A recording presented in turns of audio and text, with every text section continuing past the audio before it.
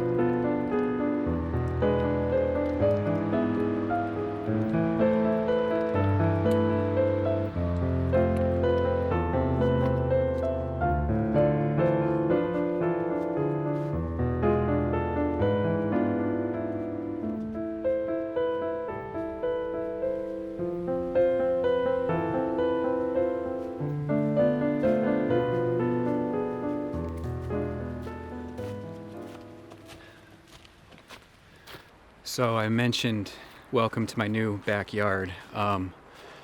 It's kind of my new old backyard, actually. I'm no longer in the United States. I'm going to tell you a little bit more about it later, but essentially I moved across the Atlantic and I'm now residing in Germany. And what you saw is an area about 100 meters back off my property. I live on a nature reserve, and all by myself. There's nobody else, no other houses. It's really pretty remarkable in Germany, where villages are often clustered and houses are really close together. I actually managed to find myself a little piece of land out here, and so I'm back and doing a little scouting today. And yeah, as I do that, I'll tell you a little bit about the area, and we get up here a little bit further, I'll start to be quiet, because hopefully we'll be getting near where some animals are. So take care, and we'll get up there and I'll talk to you in a minute. Hey everybody, welcome back. I hope you can hear me. I just got here and some of my stuff is still being shipped, and I forgot to ship my boom mic with me. So it's on a long boat on its way over here to Europe. So I'm just using the camera's mic right now, so forgive me if it doesn't sound too good. Yeah, here I am. I bet you're wondering what's going on. Why am I not in the United States right now? Well, it's a really long story, but the short of it is that my wife and I, we were stationed here in Germany for 9 years out of our 20 that we served in the military, and absolutely fell in love with the place. And we always wanted to have a place here of our own. And now that my wife finally retired, we decided to go ahead and make the big move and move across across the ocean. And so here we are. She's been here for about 6 months now, and I had to stay at home to get paperwork to move our pets, but I just arrived this week and getting my feet in and trying to get settled, get the house put together, and get out and do a little bit of photography. So today is just about kind of scouting the area and getting re-familiar with it. I did live in this house for 4 years, so I know the woods out here pretty well. And so today I kind of wanted to go out and take a look and see if I can find any deer or possibly some fox. My wife has been setting up a trail cam while I've been gone, and we have a couple fox that come through our yard. So I'd be really interested to find out where their den is. So maybe during the spring I can get some kit pictures. So that's what today is all about. I've got my tripod and gimbal, carrying my big 600 today, no teleconverter, because if I do find some deer, I obviously don't want to be too tight on them. Be able to still stay a pretty respectable distance away and get a decent shot. And that's it. I'm not carrying anything else. So here we go. Let's go up the hill here and take a look at what's going on with this area. I haven't been back this way yet since I've been here, but eventually we're going to get to this hut called the Amsel, and it's an old historic thing that I'll talk about a little bit later, but it's really creepy actually. But hopefully a little bit beyond it there's a field up there, and maybe we'll be able to stumble across some deer. So let's go take a look and check it out.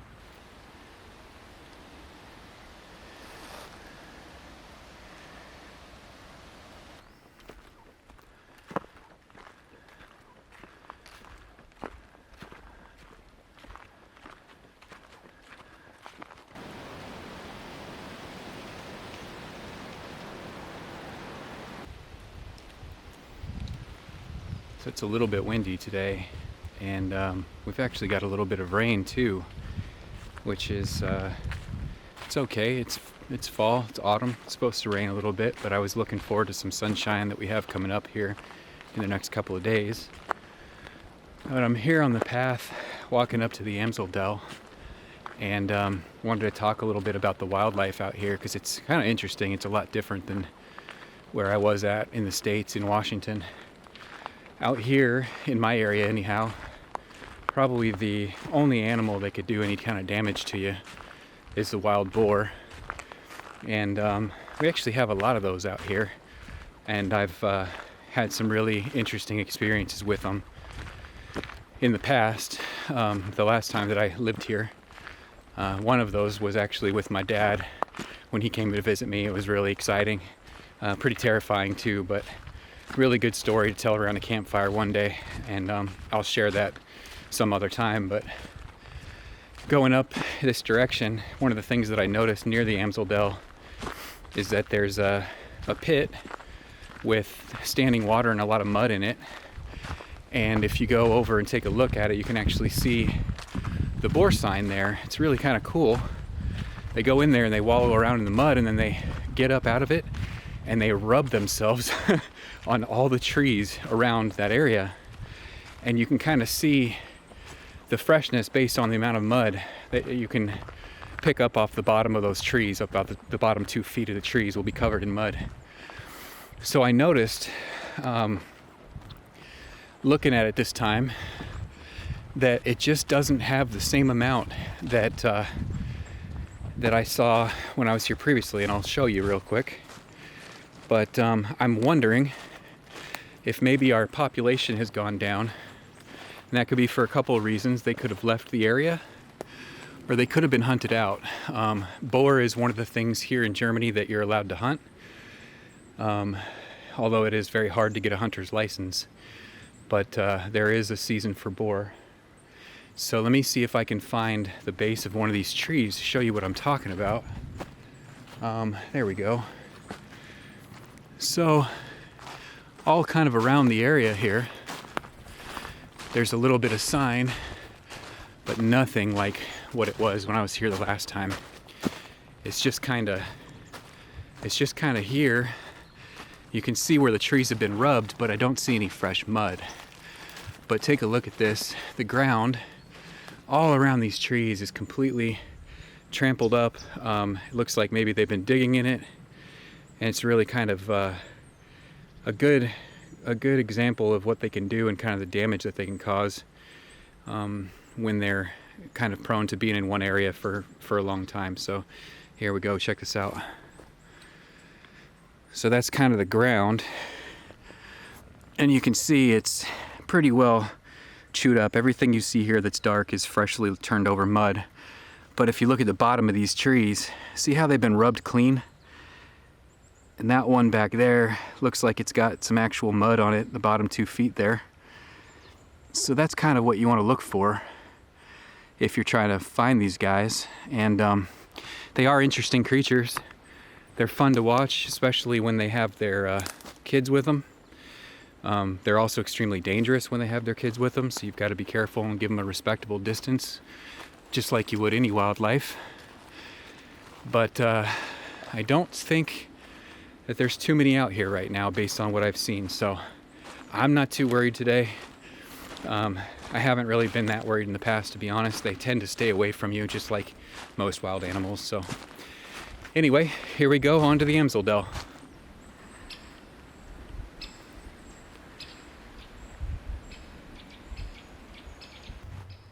Kind of a creepy place to me, to be honest with you, which is really ironic because it was built as a fun place for the people that lived and worked here in this area.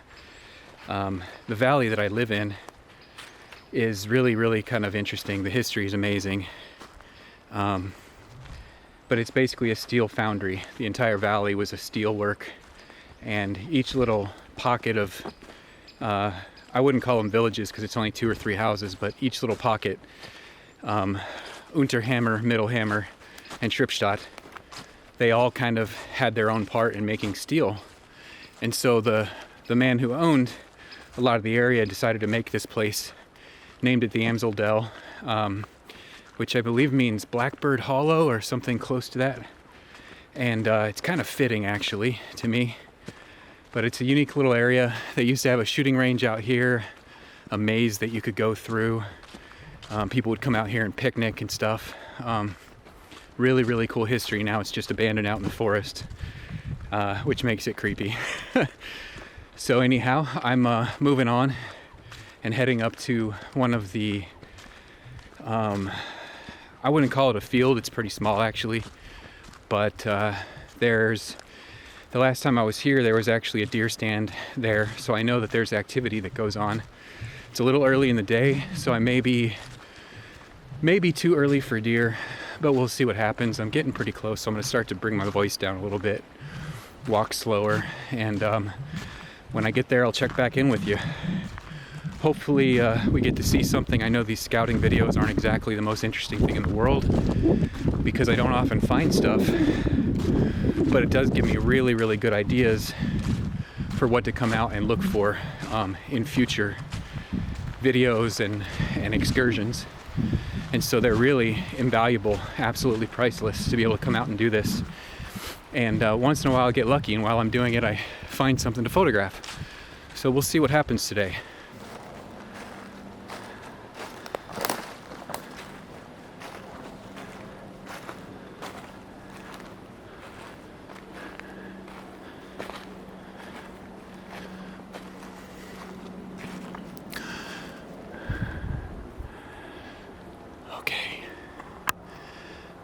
So I'm at the field that I was talking about, and kind of showed you the deer stand as I walked up. As I said before, it's still a little bit early in the day for the deer to come out, but it's almost 3, so we're gonna have dark here in about an hour and a half. So it's not too far off. I'm not really sure what the deer are doing this time of year. It's really close to hunting season. I'm sure that they're rutting right now. They may be deeper in the forest. What's really nice about this property that I'm on is that not only am I on a nature reserve, but I'm also bordered up to the backside of the Palatinate forest, which is the largest unbroken forest in all of Germany, and actually extends all the way into France. And so these deer, they're roe deer, really small little guys compared to what we have in the US, but they can go really deep into the forest. So, you know, I may or may not have any luck. maybe a little bit too late in the season, but it's always worth a try. And so I think I'll just kind of unpack here and throw on a little bit of a more of a camouflage shirt and find a tree to sit against and just kind of wait it out and see what happens. Oh, check this out. As I was crossing the field, speaking of wild boar, this field has been absolutely just destroyed here in the middle by boar. This is just a lot of damage. They root around in the ground looking for tubers and mushrooms and things like that. But check this out, it's just destroyed. Not sure how well you can see that on camera, but it doesn't look fresh. Nothing's got any standing water in it or new mud. It's all fairly, there's new grass starting to grow out of parts of it. So this is something that didn't happen recently, but it's interesting that it's happened, and I can see it further up too. I mean, it goes all the way up the field here. So I may not see any deer today, but I might see boar. So that would be pretty cool too. I see a tree up there in the distance. I'm going to go plop my butt down against it and shut my mouth for a little while and see what happens. So wish me luck. Let's do this.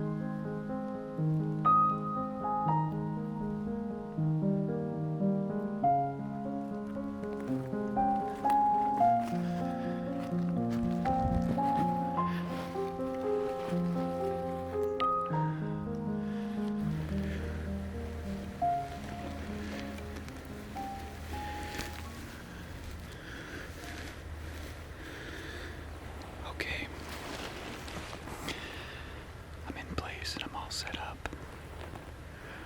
I was probably a little bit noisier than I wanted to be doing this, so it's gonna take some time for the forest to come back to normal and forget that I'm here. So I'm just gonna sit here for, I don't know, half hour, maybe an hour, and see what happens during that time.